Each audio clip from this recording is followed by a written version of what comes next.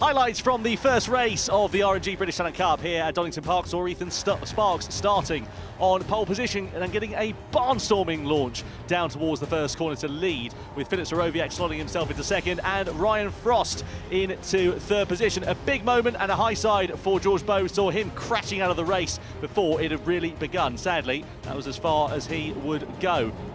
Some great overtakes took place though for the race lead. Harrison McKay involved in the action, Ryan Frost as well as Philip Sorowiak. And we wondered how this one was going to play out. Mason Foster also had a good initial start to the race, but would sadly later drop back further than he would have liked to. This is Ryan Frost going for the move on the inside down into the foggy S's against the number 62 of Ethan Sparks. Frost though with a big move as he backed it in on the inside. Sparks went back through into the exit of the corner, and then we saw Sorowiak and Frost banging elbows as they came to the final corner. Sparks took victory from Ryan Frost in second, with Sorowiak rounding up the podium in third. Welcome to Donington Park for round 8 of Bennett's BSB. It's time for the second race of the day and also the weekend here at this circuit for the R&G British Talent Cup. Here is your front row. Harrison McKay lines up on the outside of it for RS Racing. Peter Willis had the second quickest time in race 1. He lines up in second position. And Philip Sorowiak, who was on the podium here earlier on this afternoon, will head the grid from pole position for the City Lifting RS Racing team. Let's see what he can do. 14 laps of action to come for the riders as they head off on to the grid. Danny Buchan looking forward to this one, slightly later in the day, and of course an unusual schedule because 3 races for these riders here this weekend.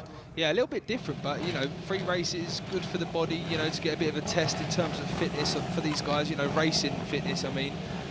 So yeah, I'm looking forward to it, but the race this morning, yeah, it was good. A good, fun-packed race. If you didn't get to catch the first race of the weekend, guys, it was a really good one. Yeah, no doubt about it. Well, they all head off on their formation lap. 25 riders ready to take to the circuit here this afternoon.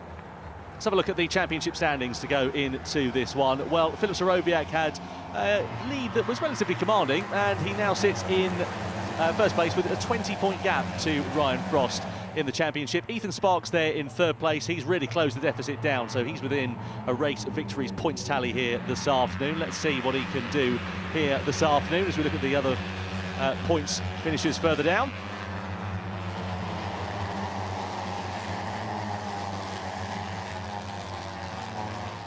So then to the grid for the second race of the weekend for the R&G British Talent Cup. Philip Sorowiak heads it and starts on pole position with Peter Willis and Harrison McKay on the outside of the front row. Row 2 is headed by Ryan Frost with Ethan Sparks and Jack Dunnerby alongside. Then it is Mason Foster, Clayton Edmonds and Josh Raymond Jr., who was very fast but unlucky to crash out in that last race. Burrows, McPhee and Ben Jalif on row 4 of the grid. And then next up you've got Isaiah Devine with Dan Goodman, his teammate alongside, and Daniel Stevenson completing that 6th row. We've got Mullen in there as well. Huntingford, Munson and Harwick down on the 7th row of the grid. Williams with Lily Rhodes and Max Rhodes on row 8. So we are missing one of the riders. I think that might be George Bowe, who's not taken to the start of this one. He was due to line up quite far down the order because, of course, he didn't get a representative lap time in that race. So he was due to line up in 11th position, but clearly still not making the start of this one. So he'll be very disappointed with that one here, Danny, and hopefully he's fit and ready to go again tomorrow. Yeah, you said that, Tom, when he crashed, that, you know, there's a short break really before they were out again for race 2, and the bike did take a bit of an end-over-end crash. So hopefully it's not because of George's injured, because that would be sad. And yeah, hopefully the team can just get the bike ready for tomorrow's races. And yeah, he might need a bath tonight because that looked a little bit of a sore one. Yeah, get the Epsom salts in there. Absolutely.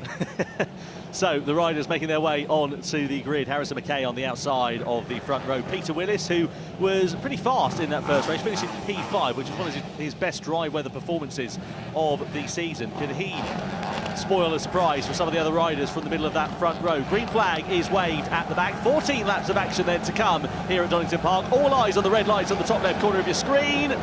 Red lights are on, revs begin to rise, lights around and we're underway. Good start from Willis on the middle of the front row. Does Sorowiak get the whole shot? No, Willis challenges him down towards the first corner and McKay comes through from the front row as well. But look at Ethan Sparks, the pocket rocket flies to the inside and into second place. But McKay it is that gets the whole shot and leads through the first corner. Willis is there on the inside as we come down through into Hollywood. And who is going to be leading this one by the time we get to the old hairpin? Sorowiak now into the front of the race. Willis there on the inside on board the lighter red number 99 machine. He just backs out of it for the time being, but we come down through and Sorowiak in front, then it's McKay, then it's Ethan Sparks who's just behind, and you've got Ryan Frost in the mix there, as well as actually Mason Foster on board the number 88. He's up through and into third from 7th on the grid. Yeah, that got a little bit messy through Hollywood. There was like 4 or 5 abreast through there, and that shouldn't be the case. That's quite a scary place to be doing that. But we know these youngsters have literally no problems in terms of fear. So, yeah, that is unbelievable. But Sorowiak really has just taken himself, he's got himself straight into the lead. He knows he needs to get away, and I don't know if he's going to get away, but I think he knows he needs to lead this from the front. Frost there looking to the inside of Peter Willis, decisive to get that move done early. He needs to make sure that he does so in case the front group starts to break away and he loses touch with them. Sparks there looking to the inside of Mason Foster, possibly his teammate. The door gets shut right at the last minute, but either way, Sparks now into third place at the Melbourne Loop and now challenging his teammate as we come down in towards Goddard's. Can he get 2 in the space of as many corners? He has a look, he parks his bike on the inside, and now Ethan Sparks, the race 1 winner, is up and into second. That was a bit crazy. They were off track there. The RS racing bikes in 2nd and 3rd were both off track coming out of the Melbourne Loop there. But Frost has done a good job to get himself back through. Peter Willis has dropped back a little bit. Dunderby's just gone up the inside there of Frost.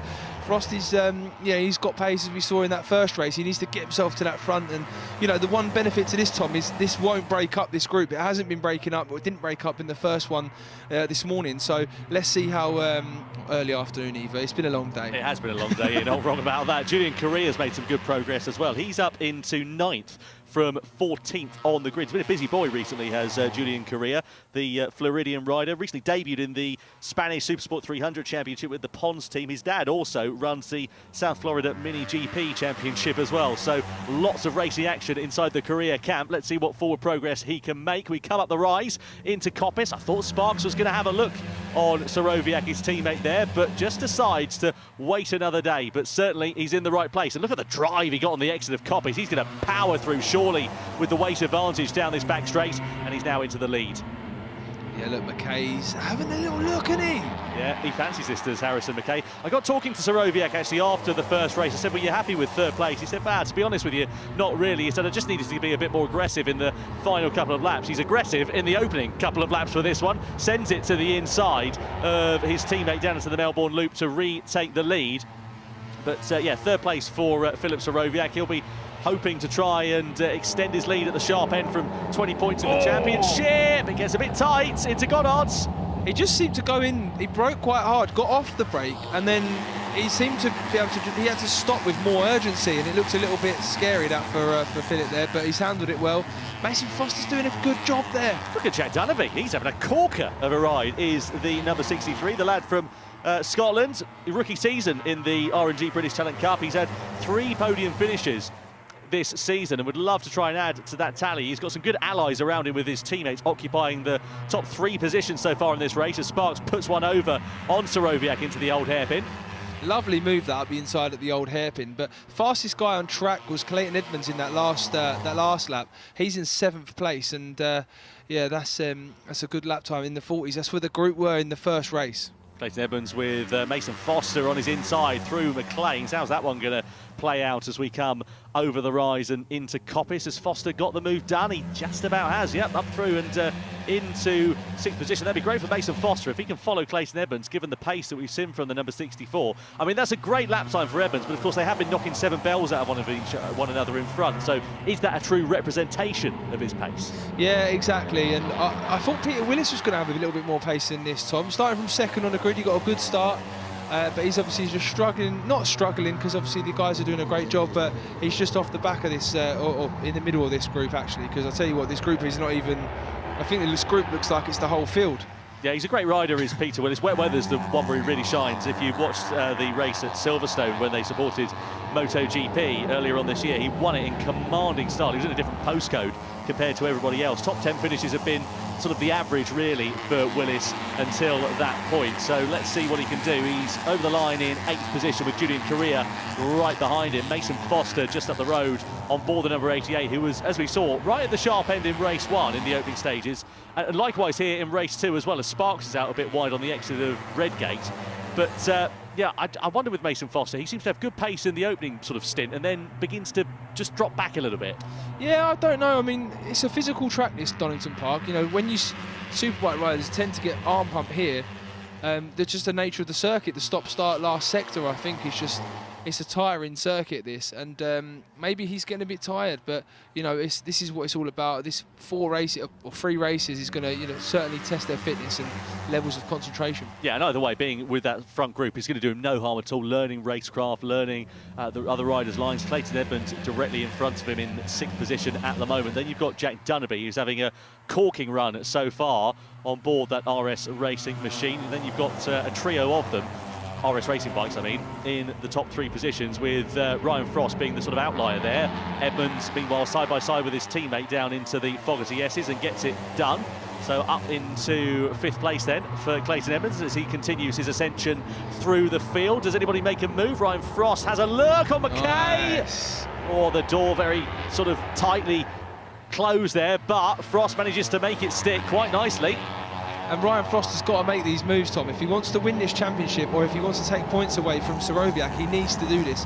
25 points isn't a lot. The thing is, though, for Ryan Frost, he's sort of in no man's land here. I mean, if you look forwards, you've got RS racing bikes. If you look behind you, you've got RS racing bikes pretty much as far as the eye can see. He doesn't have an ally in this sort of top group, does he? They're all, you know, part of the same team around him. I was talking down to Trick, who's managing the team here this weekend, and he said that, you know, what he would really benefit is if you got Josh up there, Raymond Jr., who's in 11th place at the moment, then they could maybe try and work together and bring themselves to the front of the field instead of squabbling. This is not the Tour de France, Tom. No peloton. Yeah, we're not working with teammates here. We're trying to beat them. But no, I know what you're saying. It's still nice to have, but I don't think they really care, especially in this class. You know, they just want to win the races and get themselves to MotoGP. So, but Serowiak there, you know, he's doing a good job again in second. I wonder if he feels like he's got a little bit more in the tank. If he has, he's got to make it. He's got to get it out. Yep, got Wilson here, who is just at the head. Blake Wilson, that is, who's in 12th position. He's got Scott McPhee, Benja Liff in the mix there as well, bringing up the rear a bit. You've got Charlie Huntingford on board the number 76 machine. So battles as far as the eye can see, as is often the case in the RNG British Talent Cup. I beg your pardon, it's Jack Burrows just bringing up the rear of that group at the moment. He was right at the sharp end of it just a couple of corners ago. We go through the Fogarty S's. I wonder if Burrows had a problem there, as we see Frost is lying into the hairpin. Look, tight. He makes it stick as well. You know, he's tight into there, but he seems to not lose any time and manages to still keep control of his position. So yeah, you can always tell when these riders are starting to push the limits, as Edmonds has a half look to the inside of his teammate McKay down into Goddard's, because the bikes will start moving around underneath them. They very much ride it 2 wheels in line, these machines. Smoothness seems to be the key. You don't often see them backing it into corners like you will in other categories. No, exactly. And these guys, you know, they are pushing the limits. You know, Serowiak there, his best laps is 39.9. His last lap was a 40 flat, so you know the whole of the top 9 are into the 40s and mid 40s and below actually as well. Not even in the high 40s. And then Joshua Raymond Jr. is in 10th down, and he's done a 41.1. His personal best, but his last lap was a 42.2. So the lead group have just got such a massive advantage compared to the rest of them. Yeah, all the riders, as you say, in pretty much in the top 10 down to Julian Correa, all in the 1 minute 40s, mid 1 minute 40s. Everybody else, as you say, 1 minute 42s. There's a big old pace difference, and that's why the gap is so pronounced, as you can see further back with Blake Wilson at the helm of it in 10th place. Coming through the old hairpin we go, and over the rise into Adam McLean's into Coppice Corner. And you wonder whether we're going to see some moves being made at the sharp end of the grid before too long. Serowiak, his talent really in these races is just riding it pretty easy, keeping his powder dry until the right moment. Patience seems to be the name of the game in these Talent Cup races. They're quite long, aren't they? I mean, they're longer than the BSB races this weekend. Yeah, 14 laps is a fair way round here, as we see Serowiak there just completely ignoring you there, Tom, with a patient game. He obviously thought it's time to have a little pass, but yeah, he does. And in that race previously, he just sort of settled down and, you know, he kept his powder dry, as you said, and at the end there had a little go. But, you know, Ethan Sparks does a really good job, and Ethan Sparks is small, he's fast along the straights, he's a late breaker, so he's a good package really, and he's going to take some beating. Oh, someone's gone down. That's the number 65 that's crashed out, Lily Rhodes, on board the Wilson Racing machine down at the Foggy S's. Let's have a look at what happened then for Lily. So she was making a move on the inside of Max Rhodes, her teammate, and lost the front, and that is all she wrote, I'm afraid. She's okay and up and on her feet as we see a super slow-mo shot of that bike cartwheeling through the gravel as Lily does her best tumble dryer impression, unfortunately. Thankfully, as we said, up and on her feet and okay following that one. Here we go, back to the front. Look at this. These five just having a little go, aren't they? Yeah. They are. We've got Ryan Frost now into second place, and Ryan Frost wants to win, and you think if he can win, you know, he's going to take some points out of Serowiak, and he needs to do that. That's what he needs to do to get this championship contention really going. Super impressed with Clayton Evans. He's on the red machine, second behind his teammate there of the number 64, sorry, the number 75 of Philip Serowiak, and the difference there, of course, Clayton Edmonds with the bright yellow crash helmet, and Edmonds hasn't had a podium finish so far this season. Again, lower top 10 finishes have really been his best result, including earlier on this afternoon. P8 was where he was crossing the line, so I don't know whether he's had a bowl of Weetabix or something prior to the start of this race, but whatever he's done is working for him, and he chops the nose off of Serowiak, though, down into Goddard, and leaves him with nowhere to go, with Frost slotting himself now into third position. Yeah, and you know what it's like, Tom? Sometimes you can just go with the lead group and everything's calm, everything's relaxing, and you know, it's easier to do the lap times rather than trying to force the lap times when you're a bit further back. And you know, that's the case with a lot of races. We saw it with Andy Owen at Cadwell. You know, you can pull many names out of many situations, but that's what happens when you get to the lead group. It feels a lot easier, and usually it is. It's just hard to get yourself there. Clayton Edmonds then all over the back of Ryan Frost like a bad rash at the moment, trying to find his way through for these positions on the podium and possibly the race victory as well. Ethan Sparks, meanwhile, we haven't talked about him too much, but he's now coming under pressure here from Ryan Frost as we come down into McLean's, and indeed the Fibertech Honda rider goes through and hits the front. Such a hard pass there. It sort of comes from the old hairpin there, because you really have to keep the speed, get to the outside of him, and then it pops you up the inside into McLean's there, and it's a hard pass that, and he made it look really easy and really clean.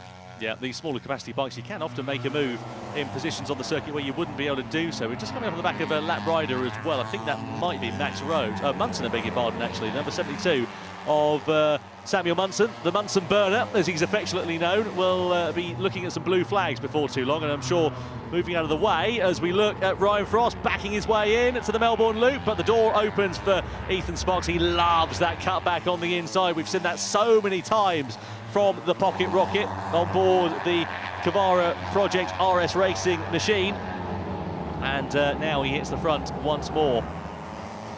The final corner, there is Samuel Munson just sitting up, letting the rest of the field go through. Good thing is there's quite a pronounced gap from the rider at the back of that. I think it's Mason Foster and Julian Correa, who are a bit further down the road, and then there's a big gap to Josh Raymond Jr., so that might be nice for Sam Munson to slot himself into position.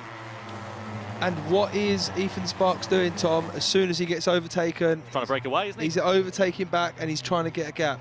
You know, that's what he needs to do. He's not letting anyone get in their rhythm, anyone get into a rhythm. He's just passing him straight back and trying to get away, and that's what he needs to do. But, you know, he's fast enough, and he seems to have a really dialed braking marker into the Melbourne Loop, because everyone tries to outbrake him and he seems to cut it back and keep in line.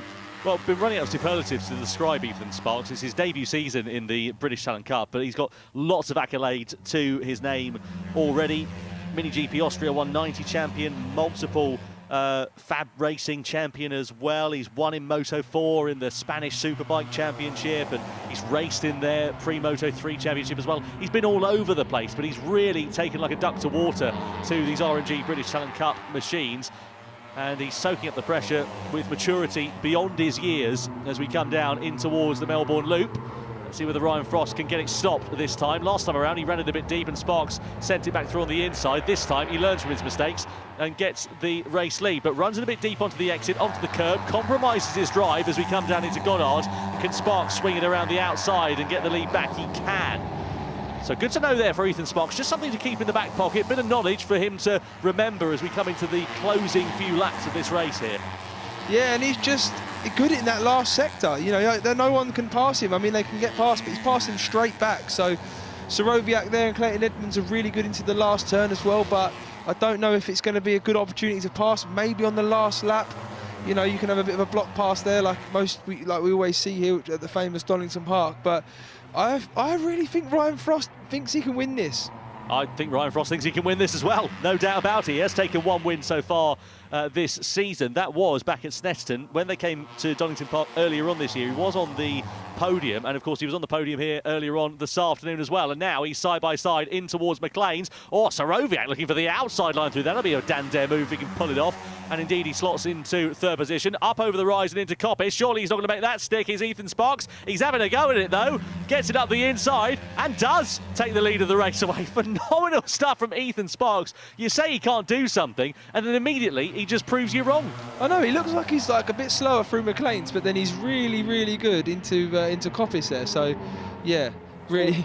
Soroviak with a late lunge to the inside. That's just going to disrupt the drive here for Ryan Frost in the mid part of the corner, but he gets a stronger exit out of it and he might lunge it to the inside into the Melbourne Loop. Keep an eye out for Harrison McKay as well on board the black and green machine. He goes through on the inside and into third place. Now we're starting to get a bit scrappy here, Danny. We're starting to see the riders getting their elbows out a bit more. But clean racing. You can't even express how good these riders are and the talent they've got. That, honestly, what they're just doing there, like McKay there to just outbrake somebody, pull up beside them and then slot in within a few centimetres to the front of him, that's skill. And these guys are hugely skilled and bags of talent, and I love watching it. Yeah, let's see how this one is going to play out. So 4 laps to go then here at Donington Park for the second race of the weekend for the R&G British Talent Cup. Now, Sparks is into the lead. Last time around, a 1:40.373. Quickest man of the leading group was actually Harrison McKay with a 1:40.276. So he's not got the quickest pace overall, but you wonder if he's got the opportunity to lead. Can he now try and get into his rhythm, get a bit of a breakaway? The problem is, though, the slipstream on these bikes is so pronounced here, isn't it? That as soon as it looks like he's got half an opportunity to build out an advantage, 3 corners later, they're right on his gearbox again. Yeah, it's a lot of to-ing and fro-ing in this circuit, and obviously where Ethan Sparks is a little bit lighter, you know, power to weight would say that he would be faster out of the 2 hairpins, but also power to weight under braking, you know, he's good. No doubt about it. Clayton Edmonds currently the quickest man out on circuit, and you can see it would mean he gets pole position for the third and final race of the weekend for these guys here tomorrow. He'll be joined on the front row by Ryan Frost, Jack Dunnerby, Harrison McKay, Peter Willis and Philip Soroviak would be on row 2. So they'll be hoping to improve some of those times, especially Philip Soroviak, who's currently third at the moment, the championship leader. Look at Ryan Frost. He's gone back to 5th place now, and it's, you know, where's that come from? Yeah. This how close this is. How the tables turn so quickly in this championship. It's just phenomenal, isn't it?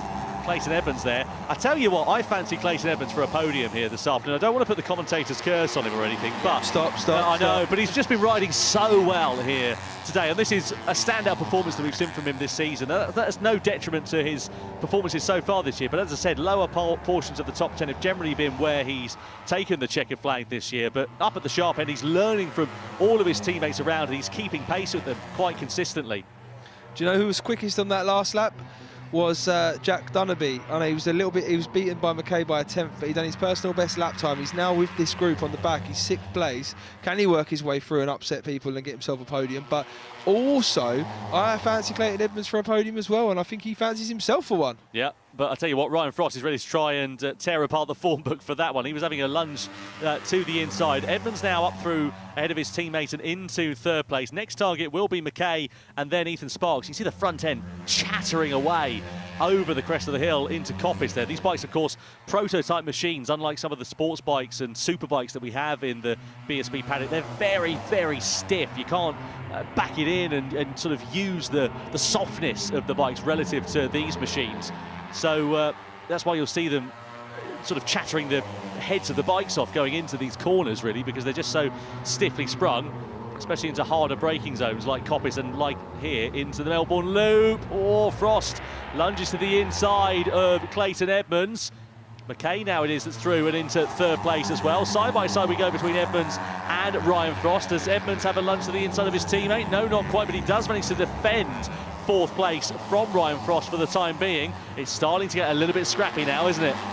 Yeah, these guys are building it. This is going to be, and it's one of them things. This is like the Thruxton race where position is everything. There's a lot of overtaking opportunities, but you still don't want to be on the back of this group. If I'm Ryan Frost or Philip Soroviak, I would like to be within, you know, I'd like to be towards the front. And yeah, like Soroviak's position there in second place.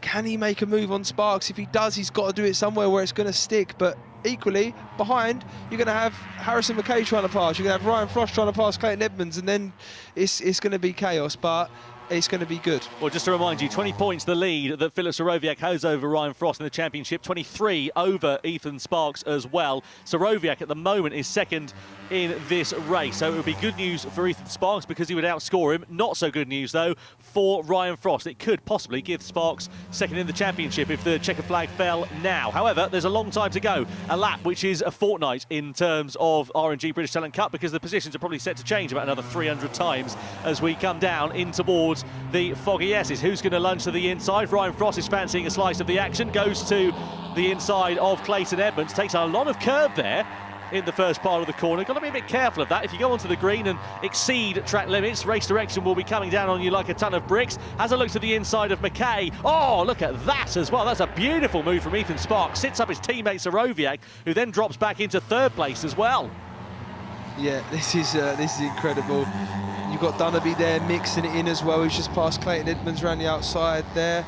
Obviously, he's going to be fancying himself for a podium. This is going to be an exciting last lap. Ethan Sparks going for his fourth victory of the season. What he wants really now is for the rest of the riders to start duffing themselves up behind so that he can build out enough of a cushion to not be challenged as we come into Red Gate for the last time of asking then. So Sparks it is that leads, Soroviak in second, McKay in third. Then it's Ryan Frost, Jack Dunnerby and Clayton Edmonds. 5 riders all battling for the victory. Down through the Craner curves for the first time. Sparks with the advantage, but is he going to be able to hold that advantage as we come through the second part of the lap? Other riders look a bit stronger there through the old hairpin, and it might latch them onto the rear fairing of the race one winner as we come in towards Schwantz Curve and head towards McLean's then. So is anybody going to lunge to the inside? Soroviak's having a fancy at it. Look at Ryan Frost as well against Harrison McKay. Side by side they go for third position. Who's going to take the lead as we come up the top of the rise into Coppets? On the inside is Sparks. Soroviak sweeps it around the outside and does take the lead of the race. But now he's the one punching the hole in the air for these riders behind. Is he going to be vulnerable?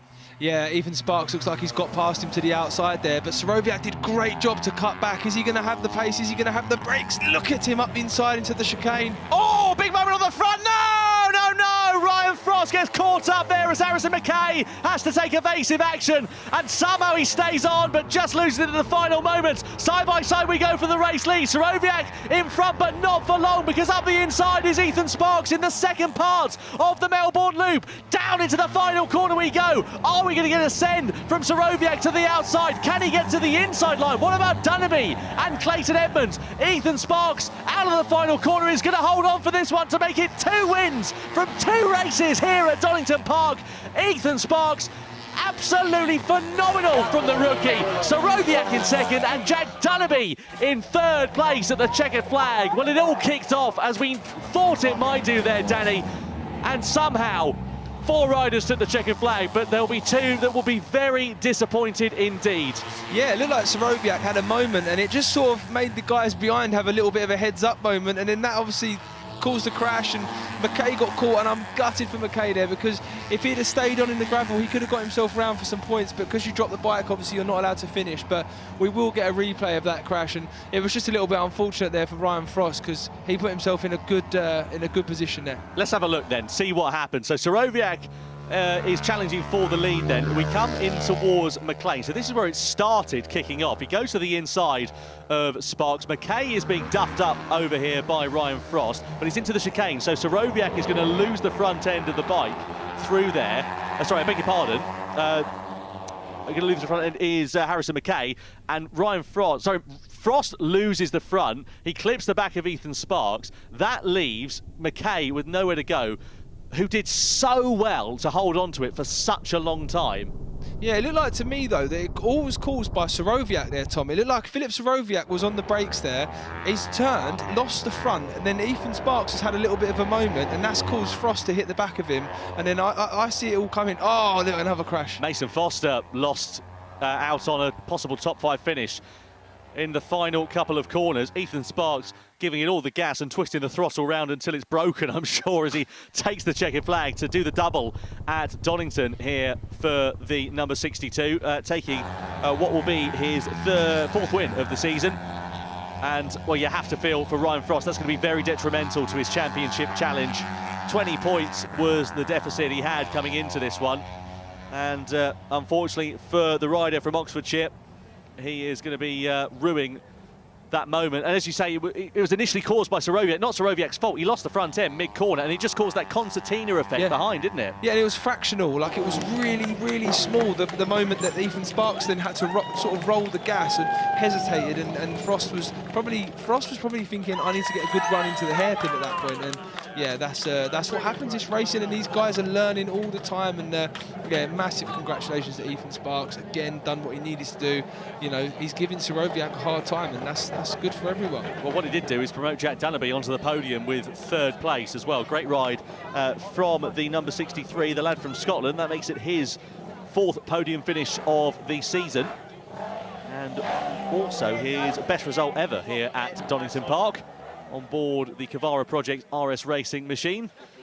Well, a dramatic end to that race, as we expected. Let's get confirmation of the results. Ethan Sparks takes his 2nd victory of the weekend here at Donington, ahead of Filip Sorowiak. Jack Dunnerby onto the podium with 3rd place as well, ahead of Clayton Edmonds, who gets his best result of the season, ahead of Peter Willis. Julian Correa recovered from 14th on the grid to finish 6th place. Great job from the Floridian, ahead of his compatriot Josh Raymond Jr. Scott McPhee, Blake Wilson and Jack Burrows also inside of the top 10. Ben Jalif, Azar Devine with Dan Stevenson, Charlie Hunsford and Lewis Mullen completing the points finishes here this afternoon. 20 points was the gap that Sorowiak held coming into this race, and it's down to 18 points there. But it's now Ethan Sparks who promotes himself into 2nd in the standings. Ryan Frost, of course, failing to finish and also to score, means he's now trailing by 40 points with 1 race remaining here this weekend and 5 remaining over the course of this season. Further down the order, other riders who score points move up the championship order. They'll be pretty pleased with that. Some good battles going on the fringes of the top 20.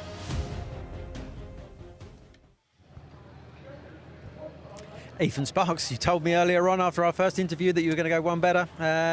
You did it. Yeah, it was another difficult race. It was a tight group. Philip came past me on the last lap, and it was quite a tight move. Messed up our rhythm. He also had quite a big moment in the foggy S's, which sat me up because I closely hit him, almost hit him. But then I obviously thought he might go wide into the Melbourne Loop, so I just didn't want to risk too much on the brakes, and yeah, he did end up going wide, so I'm really happy with my 2nd race win here. Did you make any changes? That was your 4th win of the season. Did you make any changes after that first race for the 2nd one? Not really. We sorted out the bike problem that we had that was cutting it. The bike was cutting out, so I had a little bit more confidence, but again the wind picked up even more, so the pace obviously was slow again, but it was still a good race. Well, you come out on top, that's all that matters. Well done, Ethan. Thank you.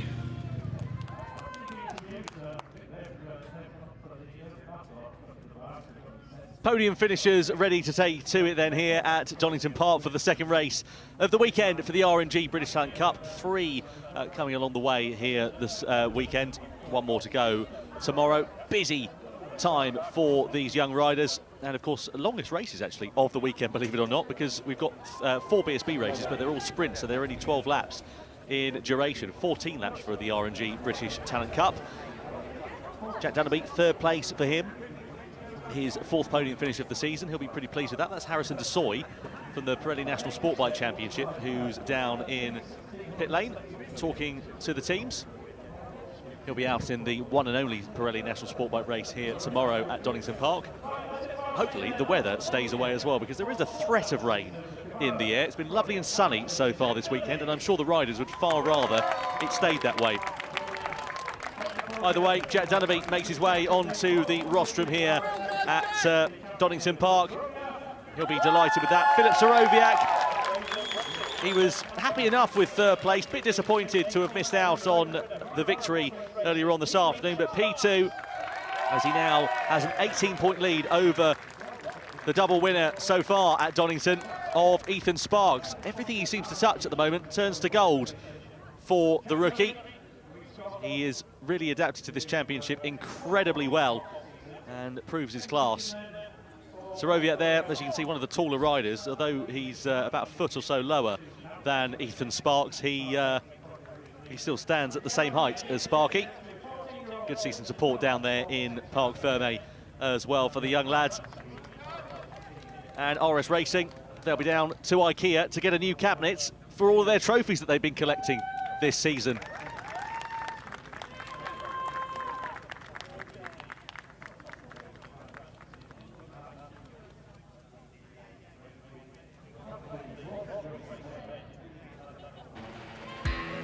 Race 2 for the R&G British Talent Cup saw Philip Soroviak starting on pole position with Peter Willis alongside on the front row of the grid. Then you've got Harrison McKay, who was challenging for the lead down in towards the first corner. It was going to be the usual suspects at the sharp end of this race, as it always seems to prove to be. Philip Soroviak in there, Harrison McKay, as well as Ethan Sparks.